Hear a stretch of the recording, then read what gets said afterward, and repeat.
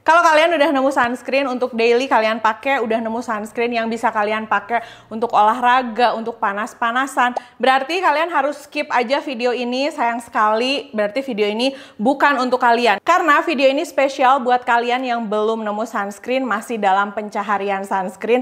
Karena kalau misalnya aku belum nemu sunscreen yang cocok, masih dalam pencaharian sunscreen yang cocok, ini adalah beberapa produk sunscreen yang nggak akan aku beli, yang akan pokoknya off banget lah. Pokoknya I say no untuk sunscreen ini.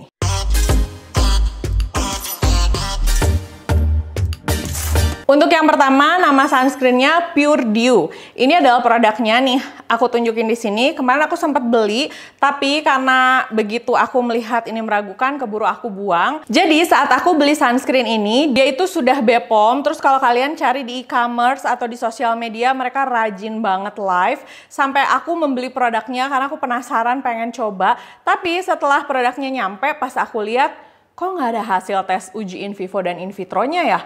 Aku cari-cari di mana-mana, nggak ada sama sekali. Dan setelah itu, karena mereka rajin banget live, aku sempat komen di live-nya mereka. Dan setelah aku komen di live-nya mereka, jawabannya itu cukup mind-blowing. Karena pada saat aku tanya, mana hasil uji in vivo dan in vitro, jawaban mereka adalah, ini sudah terakreditasi dan sudah tersertifikasi secara internasional. Udah gitu doang. Terus mereka tuh kayak ngasih lihat gambarnya. Ini sertifikat kertas gede tapi nggak jelas itu apa. Yang jelas itu bukan in vivo atau in vitronya. Sampai hari ini aku ngecek sih masih belum ada hasil uji in vivo dan in vitronya. Kalau misalnya kalian ada yang nemu hasil uji in vivo dan in vitronya, boleh dong dicantumin di komen, kasih link atau apapun biar nanti aku update video ini. Tapi mengingat produk ini tidak ada hasil uji in vivo dan in vitronya, menurut aku enggak sih. Aku nggak akan beli dulu produk ini karena mendingan beli yang pasti-pasti aja. Brand lokal juga banyak yang SPF-nya sudah pasti, udah teruji, walaupun ini sudah BPOM.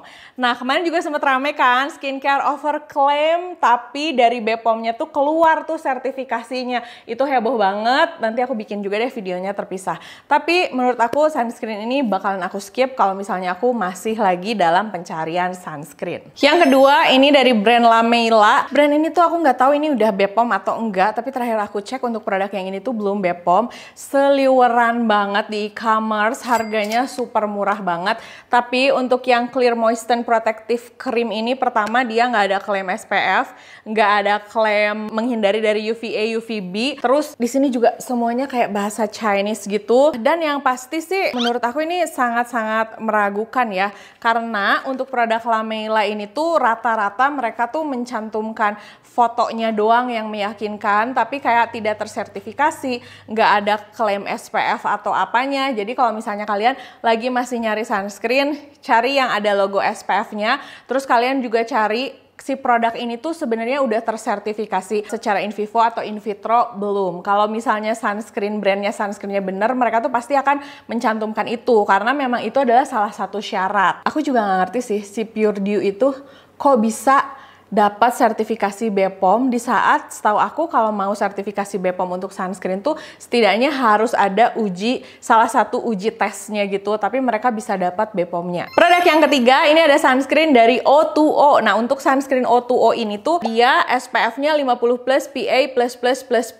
Aku udah ngecek kemarin pakai UV kamera tapi kayak sus banget gitu, meragukan banget karena saat di UV kamera tuh nggak jelas ini tuh hybrid sunscreen, chemical sunscreen, ataukah sebenarnya physical sunscreen. Untuk physical sunscreen dia warnanya tuh nggak abu-abu. Bahkan untuk hybrid sunscreen dia tuh sama sekali nggak kelihatan hitam gitu. Karena hybrid sunscreen yang aku punya rata-rata warnanya hitam. Kalau misalnya dia physical sunscreen, dilihat dari kandungannya sih tidak ada kandungan-kandungan yang mengidentifikasi dia sebagai physical sunscreen. Daripada meragukan, kalian udah pakai pagi dan malam hari, menurut aku mendingan kita cari produk yang pasti-pasti aja.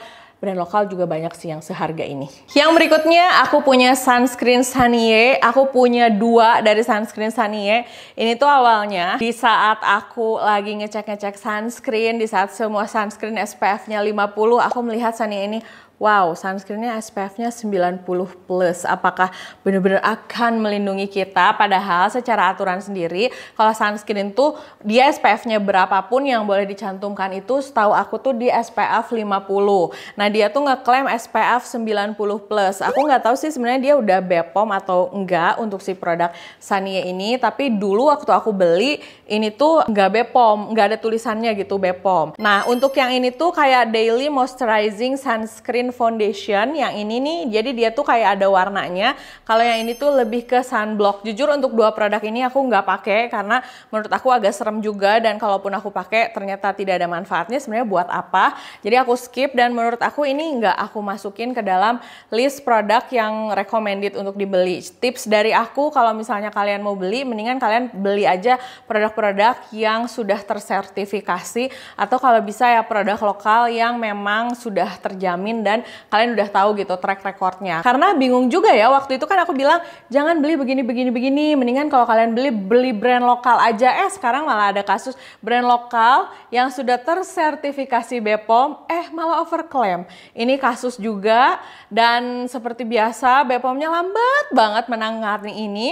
Banyak yang bilang itu oknum BPOM, ya udah oke. Yang melakukan itu oknum BPOM. Yuk yang bukan oknumnya mari kita berantas sama-sama. Coba keluar dong yang bukan oknum BPOM-nya gitu. Masa satu gedung itu oknum semua, kan nggak mungkin. Jadi kalau untuk si Sania ini, kalau misalnya kalian masih dalam tahap pencarian sunscreen, ini nggak usah kalian masukin ke dalam list sunscreen yang pengen kalian pakai. Nah, paling segitu dulu videonya. Makasih udah nonton videonya dari awal sampai selesai. Semoga videonya membantu. Kalau misalnya masih ada pertanyaan mengenai produk-produk, atau kalian butuh rekomendasi, atau pengen aku mereview suatu produk, tulis di kolom komentar. Karena aku masih bacain komen-komen kalian untuk tahu produk apa sih berikutnya yang kalian butuhkan untuk aku review. Oke, jangan lupa untuk like, komen, dan subscribe. Dan follow juga Instagram aku, Jiglisius, S-nya ada 2. Sampai ketemu di video berikutnya. Dah!